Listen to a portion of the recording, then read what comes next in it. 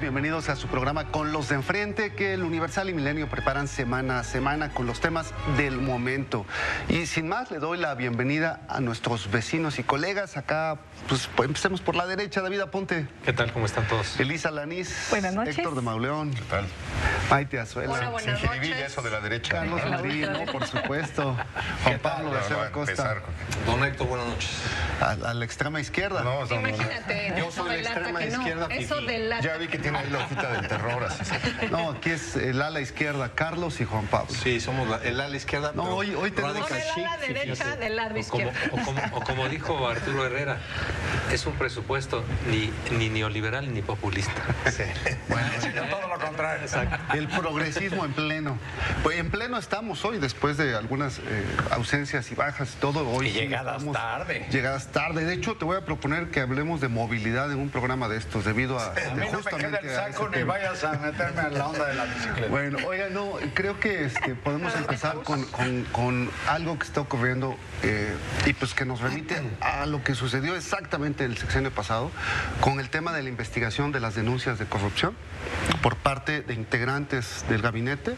Ya tuvimos un caso en el sexenio pasado con la lamentable actuación, desde mi punto de vista, de Virgilio Andrade, y ahora pues estamos ante una exoneración ipso facto, pues en la mañanera, a partir del presidente, que ya dijo que son, ¿qué palabra fue la que usó? Son patrañas, no sé, son... De sus adversarios y conservadores. Las acusaciones contra Manuel Bartlett. Así es. Estamos hablando en específico de Manuel Bartlett y del caso que detonó una investigación del equipo de Carlos Loreto. A ver, en lo personal, Manuel Bartlett es un personaje pues, que difícilmente se puede defender.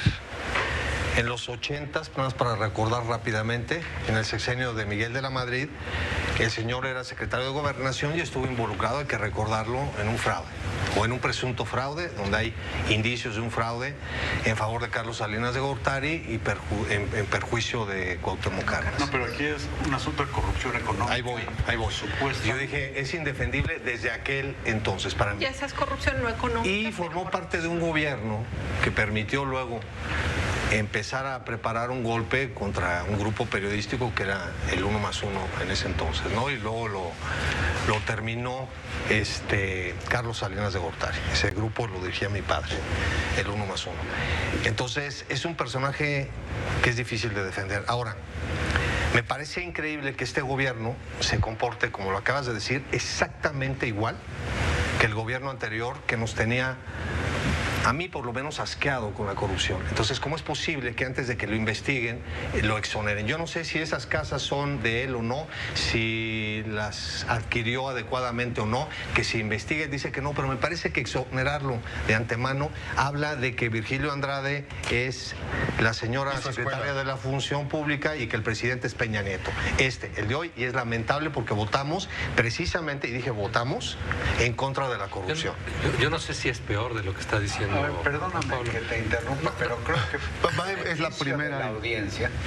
Vale la pena exponer de qué se trata la litis. Sí. O sea, hay personas que no necesariamente saben. De acuerdo. Que lo que Loret de Mola, mi tocayo, publicó es que el señor Bartlett tiene una declaración de ley patrimonial de más o menos 51 millones de pesos. Y le atribuye a él y a familiares bienes por 800 y tantos millones de pesos. Con documentos. Aquí, a diferencia de parte de lo que dijo Juan Pablo, yo creo que hay que distinguir entre lo que ocurrió en el sexenio pasado con ¿quién citabas de la función Peña Nieto, pública? Virgilio Andrade. Y Peña Nieto. La Casa Blanca. Ninguno de los dos, aunque el resultado a la postre fuera el mismo, ninguno de los dos se exoneró antes de hacer o jugar a hacer una investigación, exoneró a nadie. Y en este caso, lo primero que ocurrió, como con el doctor Mireles, fue el perdón presidencial.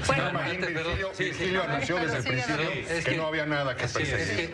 A lo que iba es, me parece que es mucho más grave porque al menos Pero no en era el sexenio presidente de la anterior, República. en el sexenio anterior hicieron la pantomima de una investigación encabezada por Virgilio Andrade, secretario de la Función Pública, que al final derivó en una exoneración para el presidente Peña Nieto y su esposa, y en este caso, como se está mencionando, esta misma mañana lo que hace el presidente es citar a su conferencia de prensa mañanera, hacerse acompañar de Manuel Bartlett con el pretexto de que ya se resolvió otra empresa en el tema de los gasoductos, y ahí mismo, sin esperar, sin decir siquiera, señores de la prensa, ya se inició una investigación, vamos a esperar, es un tema que está en curso. No, simplemente dice, este señor es tan puro que me está ayudando a combatir la corrupción. A ver, Elisa. A ver, yo creo que aquí también hay que poner en contexto por qué son importantes las palabras de Andrés Manuel López Obrador esta mañana en relación a Manuel Bartlett.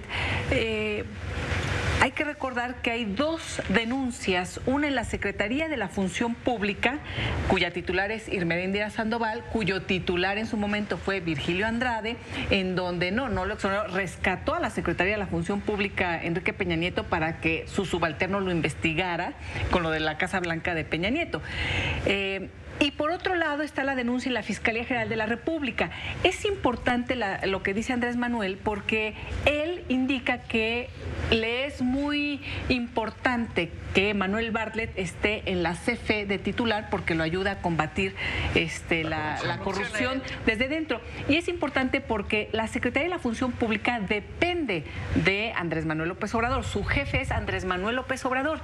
Y los castigos que pueda dar la investigación en caso de encontrar culpable a Manuel Bartlett es precisamente, por ejemplo, el que deje su función. Entonces ahí el mensaje que está mandando el presidente a su subalterna, pues es tremendo, no me lo vayas a quitar. Exacto, porque esos son los castigos o esas son la sanción, la inhabilitación de los funcionarios que puede dar Irmeréndira Sandoval. Por otro lado, está la denuncia en la Fiscalía General de la República. Esa sí es penal. Es decir, ahí se tiene que abrir una investigación por enriquecimiento ilícito. Pero esa o la por lo que presentó vaya. Xochitl Gálvez, ¿no? Las dos las presentó Xochitl junto con 8 personas o 7 personas más en la Secretaría de la Función Pública, la administrativa, y en la Fiscalía General de la República, la penal. Sí, las dos las presenta Xochitl Gálvez.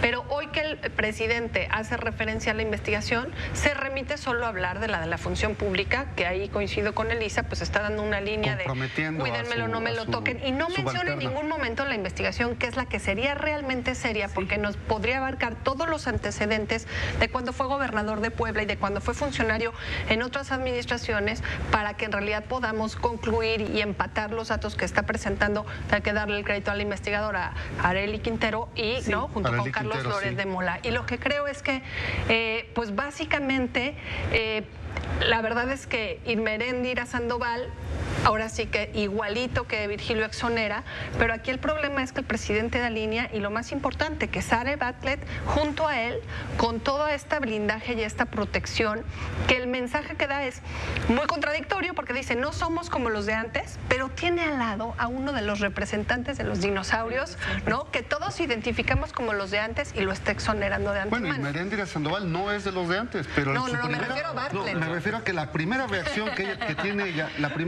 tiene ella, cuando le preguntan, bueno, se portan como es decir, están sacando fuera de contexto las cosas, y está ese reportero Loret de Mola, así es, porque dice no fue funcionario público, cuando Irmeréndira lo que hace es disculparlo diciendo una falsedad, además, como diciendo no fue funcionario público mientras esos recursos los pudo ir acumulando. Nadie ha negado. de los puntos centrales y más fuertes del reportaje es que va documentando el paso de la carrera política de Bartlett y el paso del furor inmobiliario que inundó a su familia.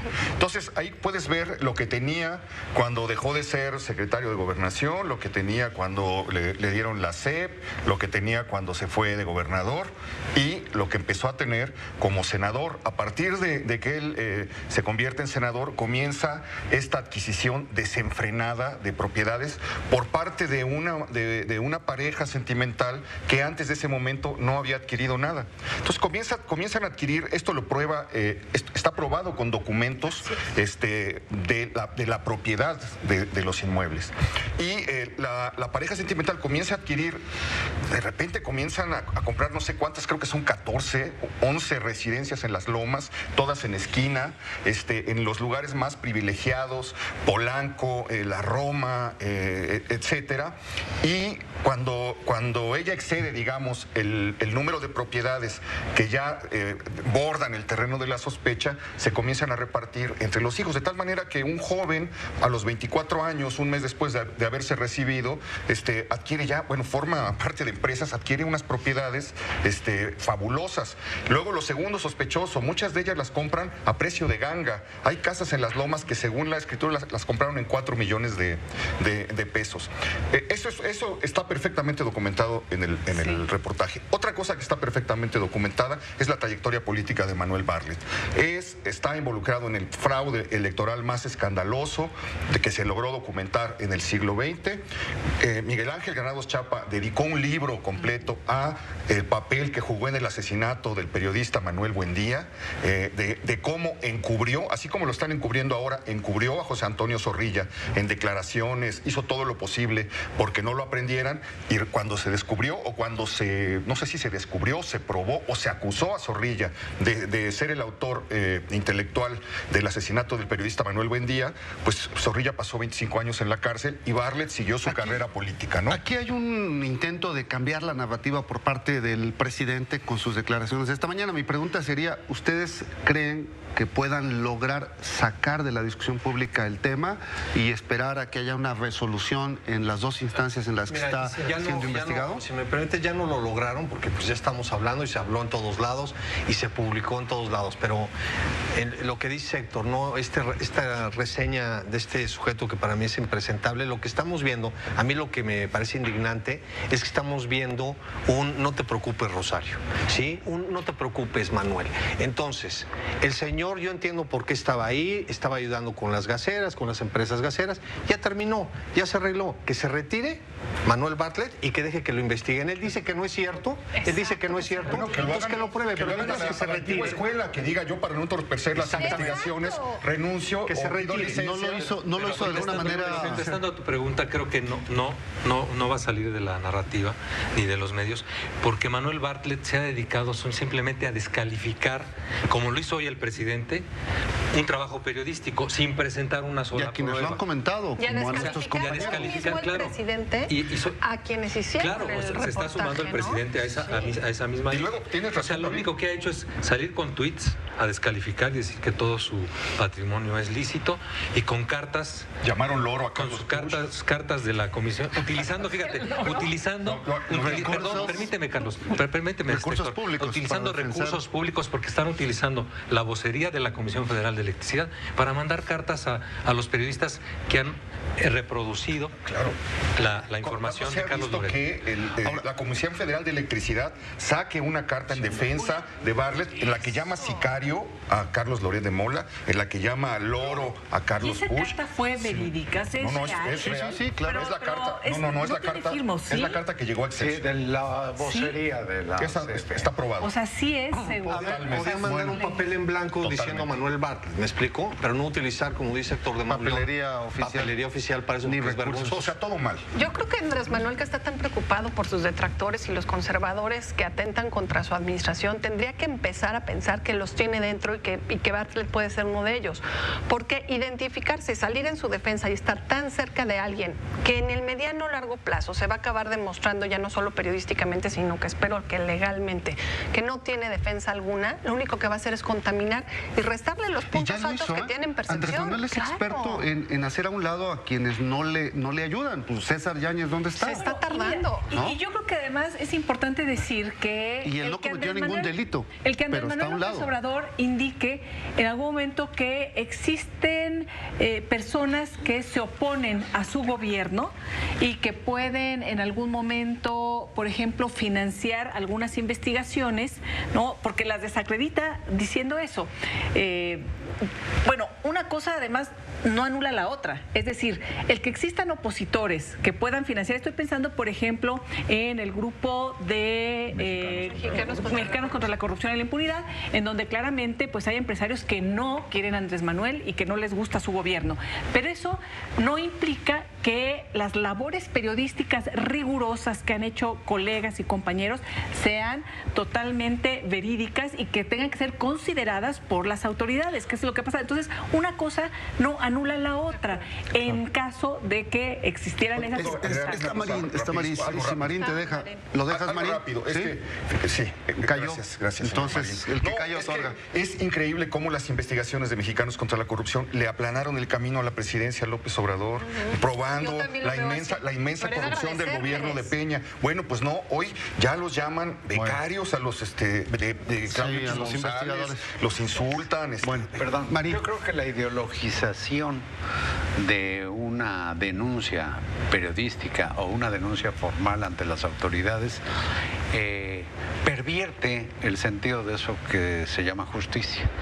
Entonces a mí me parece que no vale atribuir a enemigos, adversarios, reaccionarios o conservadores el origen de la denuncia, en este caso de mi tocayo Loret y de Arely, ni en fin, pero no puedo dejar pasar algo que me importa mucho decir. Los acontecimientos tienen su propio contexto. Manuel Bartlett no cometió ningún fraude en el 88. Era el presidente del Consejo Electoral. De la Comisión Federal del... Pero no se votaba electrónicamente cuando se cayó el sistema. Esa es una que quiero decir. Dos. Fue gobernador de Puebla. Fue gobernador de Puebla y es uno de los mejores gobernadores que ha tenido Puebla, donde no tuvo, él lo recordó hoy, ni ha tenido acusaciones de corrupción. Sí tiene que explicar la diferencia entre 51 y 800 millones de pesos.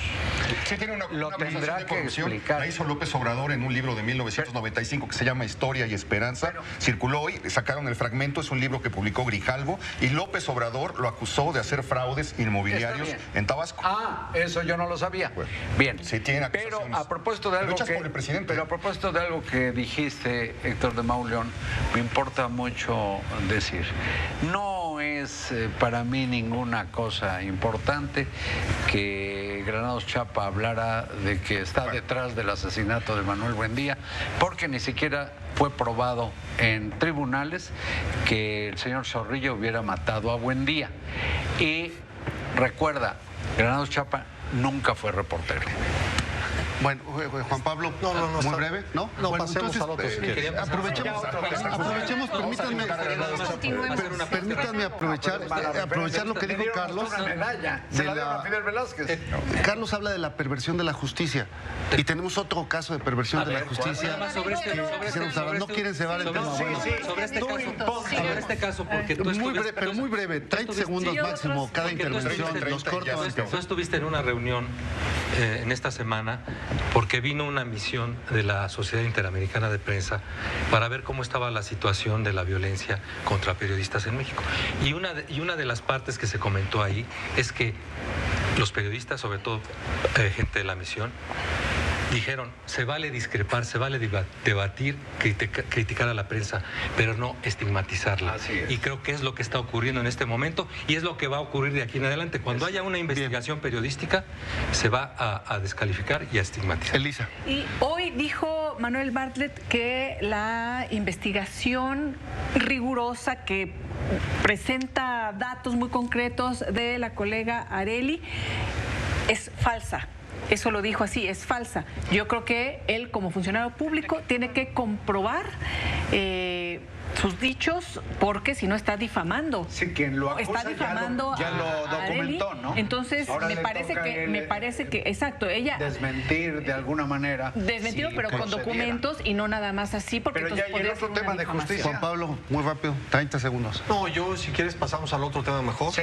Bueno, básicamente Carlos habla de perversión de la justicia, que parece que es lo que está ocurriendo también, y pasó en el sexenio pasado, con el montaje en Nuevo Laredo, donde pues en un supuesto enfrentamiento mueren 8 personas y después se demuestra, o hay una denuncia por lo menos, donde presuntamente la policía estatal fabrica el escenario, como ocurrió en el caso del Tecnológico de Monterrey con los 2 jóvenes asesinados, y prepara todo para asegurar que pues hubo una batalla y que murieron los 8, y pues tenemos ahí el tema de la letalidad de las fuerzas. Sí, pero al parecer la denuncia de la Comisión Estatal de Derechos Humanos tiene, desde mi punto de vista, un tufo de sospecha, porque no es la primera vez que al presidente de esa comisión se le señala de tener vínculos impresentables, y hay o circulan videos de los 8 que fueron muertos vestidos de militares, etcétera. Entonces, ¿quién sabe bien a bien qué pasó? Hay que recordar a la defensora de apellido Corona, ¿cómo se llamaba? Norma Corona en Sinaloa, que tenía una comisión de derechos humanos muy aparentemente prestigiada y resultó ligada al narcotráfico y muerta por los propios narcotraficantes. Reporteando, aquí lo hemos hecho, reporteando muchos años, de pronto cuando hace esas zonas, Tamaulipas, recuerdo el caso de Coahuila, había organizaciones de derechos humanos que no son como la Comisión de Derechos Humanos de Ciudad de México o la Nacional, que sí tenían ciertos vínculos o ciertas ligas. Ya tenían casi hasta un machote, grupos criminales, para acusar. Yo no estoy diciendo que no haya ocurrido, puede ser que hayan sido policías los que los asesinaron, pero sí hay indicios y hay antecedentes de grupos criminales que utilizaban las denuncias, por ejemplo, contra los gates de Coahuila, porque los atrapaban. Y entonces que se tiene que investigar. Sería lamentable.